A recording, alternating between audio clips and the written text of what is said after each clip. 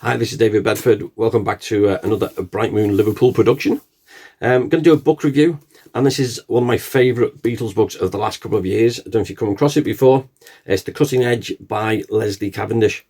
Now, I've done an interview with Leslie, which is on this channel, so if you haven't seen that yet, I'll link it at the end of this film.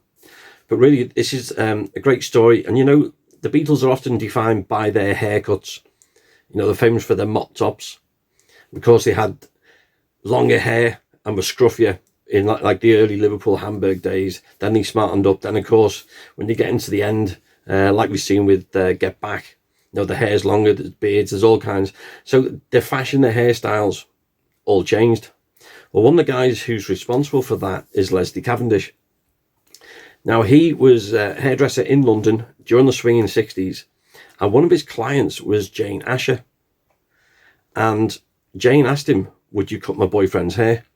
And of course, her boyfriend at the time was Paul McCartney. So Leslie becomes the private hairdresser to Paul McCartney and then to the Beatles. Now, of course, Ringo's wife, Mo, was already a hairdresser, but Leslie was well and truly involved in the cutting and the styling, particularly with Paul and with John and with George especially. Question for you though is, which one of the Beatles was worried about going bald? Yeah, they were worried about it seriously. So Leslie's career, as well as the Beatles, you know, as other major 60s pop icons, he cut their hair. He was right there in the middle of London in the swinging 60s. And this book is one of the best I've read that tells this is what it was like to be there at that time. Now, they got on so well with Leslie that he attended recording sessions in Abbey Road just to see them.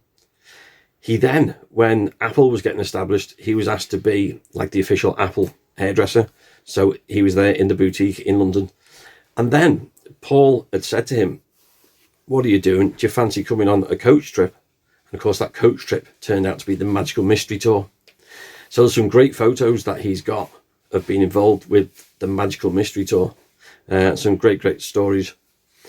And in fact, he could have been on the rooftop in January 1969.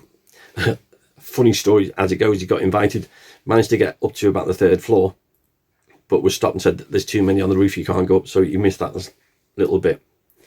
But I've got to say, if you want a book that sums up, particularly the mid to late 1960s, what it was like in London, what it was like to be around with the Beatles, then yeah, definitely get a copy of this one, The Cutting Edge. We'll put a link in the description below where you can buy a copy of the book off Leslie. And don't forget, at the very end, I'm going to put the link to the interview that I did with Leslie when he was up in Liverpool recently. So I hope you enjoyed the review. Thanks again for watching, and more to follow soon.